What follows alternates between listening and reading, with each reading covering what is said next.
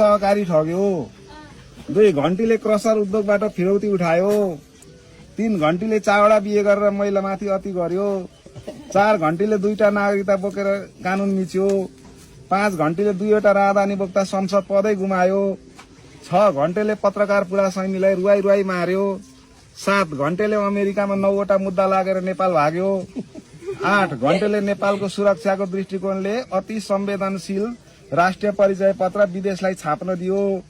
9 घन्टेले नेपाली सेनालाई 25,000 मा झार्नुपर्ने भनी नेपाल विरुद्ध घात गर्यो। 10 घन्टेले एमसीसी को मतियार हो। 11 घन्टे संघीयताका बारेमा धारणा नराखेर नेपाली जनतालाई घात गर्दैछ। 12 घन्टे धर्मनिरपेक्षता बारेमा चुनाव गरी जनताको आत्मामाथि घात गर्दैछ। 13 घन्टेले ड्राइभर मार्यो। 14 घन्टे जेलबाट भागेर कैदी भगायो।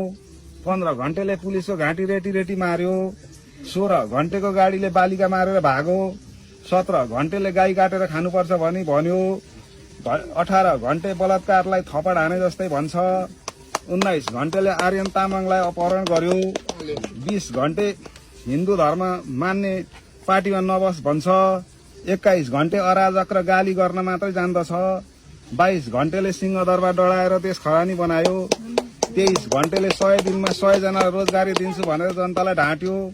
24 घन्टेले अदालत डढायो। 25 घन्टेले उद्योग व्यापार र भाटभटेनी डढायो।